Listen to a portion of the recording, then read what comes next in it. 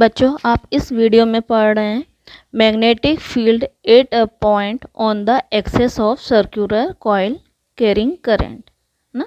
मतलब एक वृत्ताकार कुंडली के अक्ष पर आपको चुंबकीय क्षेत्र की तीव्रता निकालना है, तीव्रता ज्ञात करना है। ठीक है, तो आप क्या कर रहे हैं, सबसे पहले एक सर्कुलर कॉइल आपने सपोज कर लिया कि ये आपके पास क्या है, एक सर्कुलर कॉइल है। ठीक है, और इसमें आई करंट क्या हो रहा है, फ्लो हो रहा है। एक स्मॉल एरिया यहाँ पर आप सपोज कर रहे हैं ए बी। ठीक है, इस पॉइंट को, सेंटर पॉइंट को यहाँ पर आप सी से भी डिनोट कर सकते हैं। मैंने यहाँ पे सी से डिनोट किया है। ठीक है, सेंटर पॉइंट ओ है, कॉइल का सेंटर पॉइंट आपने मध्य बिंदु ओ लिया है। ठीक है, सेंटर से सी तक का डिस्टेंस, ओ से सी का डिस्टेंस आपने ए से डिनोट किया है। ए मतलब आपका रेडियस बन रहा है। ठीक है, और पी पॉइंट, ओ से एक्स डिस्टेंस पर पी पॉइंट आप एज्यूम कर रहे हैं, सपोज कर रहे हैं। ठीक है, इस पर आपको मैग्नेटिक फील्ड का इंटेंसिटी फाइंड करना है, चुंबकीय क्षेत्र की तीव्रता आपको ज्ञात करना है। ठीक है, अब आप क्या कर रहे हैं, देखिएगा, सी से आपने पी को कनेक्ट कर रहे हैं, जिसको आपने आर से डिनोट किया है। ठीक, और यहाँ पर आप देख रहे हैं कि एक एंगल ड्रॉ हो रहा है, 90 डिग्री का एक एंगल ड्रॉ हो रहा है यहाँ पे। तो यहाँ पर आपको क्या करना है कि ये नोटेशंस का फॉर्म लिखा गया है यहाँ पर। Consider a circular coil of the radius A. ठीक है, कि रेडियस ए आपका, त्रिज्या ए आपने मानी है, with the centre O, centre O है आपका। The current carrying I is flowing through it in the direction of arrow, मतलब एरो की डायरेक्शन में यहाँ पर क्या हो रहा है, करंट आपने आई फ्लो किया है, करंट आपका आई फ्लो हो रहा है। ठीक है, at a point at X distance apart from it the centre O on the axis. ठीक है, एक आपने पॉइंट यहाँ पे कंसिडर कर रहे हैं एक्स डिस्टेंस पर, ओ से एक्स डिस्टेंस पर आपने एक पॉइंट पी कंसिडर कर रहे हैं। ठीक है, अब देखिएगा, the coil is divide in the number of small element each of the length D L.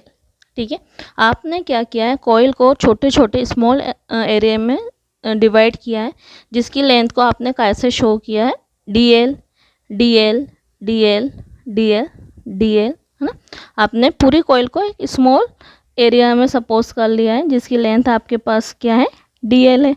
अब आपको क्या मालूम है, बायो-सेवर्ट लॉ से आप क्या लिख सकते हैं, the intensity of magnetic field at the point of P due to small element A B.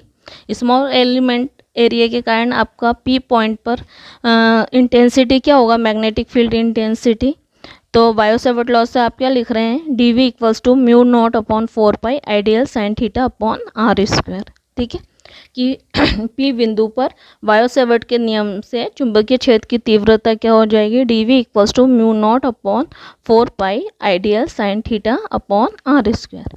अब बेटा यहाँ पे ये बात समझने की है कि पी पॉइंट पर यदि आप स्मॉल एरिया ए बी के कारण यदि आप मैग्नेटिक फील्ड इंटेंसिटी या चुंबकीय क्षेत्र की तीव्रता देखेंगे, तो उसका डायरेक्शन यहाँ पर इस टाइप से दिया गया है।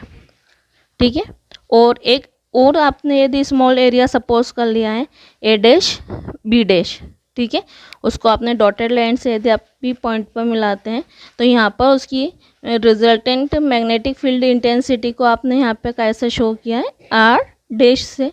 ठीक है, परिणामी चुंबकीय क्षेत्र की तीव्रता को कैसे शो किया गया, आर डैश, और ए बी के कारण परिणामी चुंबकीय क्षेत्र की तीव्रता को कैसे शो किया गया, आर से। अब यहाँ पे इसके दो कंपोनेंट होते हैं। ठीक है, कॉस फाई और साइन फाई। एक्सेस के अलोंग, अक्ष के अनुदिश आप क्या लेते हैं, डी वी साइन फाई, और उसके लंबवत परपेंडिकुलर आप क्या लेते हैं, डी वी कॉस फाई, है ना। परपेंडिकुलर डायरेक्शन में डी वी कॉस फाई, और एक्सेस के अलोंग आप क्या ले रहे हैं, डी वी साइन फाई। तो ये एंगल भी आपका क्या बनेगा, फाई। ये एंगल भी आपका क्या बनेगा, फाई। ठीक है, उसी तरह से ए डैश बी डैश के कारण भी आपका क्या हो जाएगा, यहाँ का जो कंपोनेंट होगा परपेंडिकुलर डायरेक्शन का, वो क्या आएगा, डी वी कॉस फाई, और एक्सेस के अलोंग क्या हो जाएगा, डी वी साइन फाई। तो आप देख रहे हैं कि डी वी कॉस फाई और डी वी कॉस फाई जो वाले कंपोनेंट हैं वो एक दूसरे के अपोजिट डायरेक्शन में और इक्वल है। तो ये कंपोनेंट एक दूसरे को क्या कर देंगे, कैंसिल कर देंगे। और एड कौन से कंपोनेंट होंगे, डी वी साइन फाई। ठीक है, डी वी साइन वाले कंपोनेंट क्या होंगे, एड होंगे, जुड़ेंगे आपस में। तो इस तरह से टोटल इंटेंसिटी के लिए क्या होगा कि बी इक्वल्स टू ऑटो sigma of D V sine phi. क्योंकि यदि यहाँ पे बहुत ज़्यादा आपने स्मॉल एरिया यदि आप सपोज कर रहे हैं तो सबके क्या होंगे, डी वी साइन फाई के जो कंपोनेंट हैं वो क्या होंगे, एड होंगे। The intensity of magnetic field due to the circular loop at the point P will be, मतलब आपको मैग्नेटिक फील्ड का इंटेंसिटी निकालना है, किसके लिए, पूरे सर्कुलर कॉइल के लिए निकालना है। तो V इक्वल्स टू आप क्या लिख सकते हैं, V equals to sigma of D V sine phi. ठीक है, V equals to sigma D V sine phi, क्योंकि आपके कौन से फैक्टर्स, कौन से कंपोनेंट आपके ऐड हो रहे हैं, डी वी साइन फाई वाले कंपोनेंट ऐड हो रहे हैं। तो V इक्वल्स टू आप क्या लिख रहे हैं, sigma of D V sine phi. अब डी वी आपका क्या है, देखिएगा, mu naught upon 4 pi I D L upon R square. ठीक है, डी वी की वैल्यू थी आपकी, D V equals to mu naught upon 4 pi I D L upon R square sine phi. ठीक है, तो in triangle C O P, यदि आप सी ओ पी के लिए यदि आप सॉल्व कर रहे हैं, सी ओ पी में सॉल्व कर रहे हैं, फाई की वैल्यू निकाल रहे हैं, तो साइन फाई इक्वल्स टू क्या हो जाएगा, ओ सी अपॉन सी पी। ठीक है, परपेंडिकुलर अपॉन हाइपोटेनियस, लंब अपॉन कर्ड। ठीक है, लंब की वैल्यू, परपेंडिकुलर की वैल्यू क्या है आपके पास ए, और आपका सी पी की वैल्यू क्या है, कर्ण की वैल्यू, हाइपोटेनियस की वैल्यू क्या है, आर। तो ए अपॉन आर। आपने क्या किया है, साइन फाई की वैल्यू मैंने यहाँ पे पुट कर दिया है, V equals to sigma mu naught upon 4 pi I upon R square D L A upon R. ठीक है, साइन फाई की वैल्यू क्या रखी है, ए अपॉन आर। ठीक है, v equals to sigma mu naught upon 4 pi I D L A R square into R, आपका क्या बन गया है, R cube, R square into R आपका क्या बना है, आर क्यूब। तो v equals to mu naught upon 4 pi I A upon R cube sigma of D L, sigma of D L. ठीक है, सिग्मा ऑफ डी एल की value क्या हो जाएगी आपके पास, सिग्मा ऑफ डी एल से क्या मतलब है कि जितने भी छोटे छोटे स्मॉल एरिया आपने सपोज किए उन सबको आप क्या कर दें, सम कर दें, जोड़ दें। तो आप देखेंगे कि क्या बन गया, सर्क्यूमफ्रेंस ऑफ सर्कुलर कॉइल, यानी सर्कुलर कॉइल का सर्क्यूमफ्रेंस या फिर सर्कुलर कॉइल वृत्ताकार कुंडली की परिधि, जिसको आपने कैसे देते हैं, इसका फार्मूला होता है 2 पाई आर, लेकिन आर क्या है, रेडियस, यहाँ पे रेडियस आपका क्या है, ए। तो आपके पास क्या हो जाएगा, सिग्मा ऑफ डी एल को आप कैसे शो कर रहे हैं, 2 पाई ए। तो v equals to mu naught upon 4 pi I A upon R cube, sigma of D L को आप कैसे शो कर रहे हैं, 2 पाई ए। तो v equals to mu naught, pi से मेरा पाई कैंसिल हो गया है, 2 से 4 को मैंने कैंसिल किया 2 times, I A square upon क्या हो गया है, आर क्यूब। आप चाहे तो कैंसिल ना भी करेंगे तो आप चलेगा, और कैंसिल कर देंगे तो भी कोई प्रॉब्लम नहीं। ठीक है, in the right triangle C O P में आप देखिएगा पाइथागोरस थ्योरम अपन ने अप्लाई किया है आर के लिए।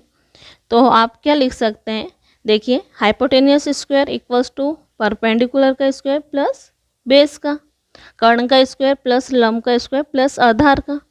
तो R square equals to A square plus X square, R square equals to A square plus X square. तो R equals to A square plus X square की पावर क्या आ जाएगी, हाफ, ए स्क्वायर यहाँ power क्या आ जाएगी, half, under root अपन लिखते हैं, पावर क्या है, हाफ। अब आपको क्या चाहिए, क्यूब चाहिए, तो बोथ साइड मैंने क्या ले लिया, क्यूब ले लिया है। तो R cube equals to A square plus X square की पावर क्या आ गया, 3/2 की पावर 3/2। हाँ देखिएगा, v equals to mu naught 4 pi two pi I A square upon A square plus X square की पावर आपके पास क्या है 3/2। आपने आर क्यूब की पावर यहाँ पे पुट कर दिया, आर क्यूब की वैल्यू, तो ए स्क्वायर प्लस एक्स स्क्वायर की पावर 3/2। ठीक है। अब नंबर ऑफ टर्न्स की यदि अपन बात करें कि कॉइल में क्या है, बहुत सारे नंबर ऑफ टर्न्स हैं, बहुत ज़्यादा फेरे हैं, लपेटों की संख्या n है, तो यहाँ पर आप क्या लिख सकते हैं, v equals to mu naught upon 4 pi 2 pi N I, N ले लिया आपने नंबर ऑफ टर्न्स के लिए, फेरों की संख्या के लिए, N I A square upon A square plus X square की पावर 3/2। काय में आएगा आपका मैग्नेटिक इंटेंसिटी का फार्मूला, वो यूनिट टेस्ला। ठीक है, यूनिट क्या आएगी इसकी, टेस्ला। अब इसमें दो केसेस क्या हो सकते हैं, देखिएगा कि पी पॉइंट कहाँ पर आ जाए, सेंटर पर आ जाए, ठीक है, या पी पॉइंट का डिस्टेंस, या पी पॉइंट इतने डिस्टेंस पे हो कि आपका क्या होगा कि एक्स की वैल्यू ए के कंपैरिजन में क्या हो जाते हो, है ना। तो if the point P lie on the centre of coil, यदि पी पॉइंट कहाँ पर आ जाए, यहाँ पे ना होके सेंटर पे आ जाए, तो ये एक्स आपके पास नहीं होना चाहिए, तो यहाँ पे एक्स को आप क्या सपोज कर लेंगे 0, तो क्या आ जाएगा आपके पास, देखिएगा v equals to mu naught upon 4 pi 2 pi N I A square, A square power क्या है 3/2, 2 से मेरा 2 कैंसिल हो गया है। ठीक है, तो मैं क्या लिख रही हूँ, v equals to mu naught upon 4 pi 2 pi N I A square upon A cube. ठीक है, ए स्क्वायर से ए स्क्वायर कैंसिल होगा, नीचे मेरा एक ए बचेगा, v equals to mu naught upon 4 pi 2 pi N I upon A Tesla.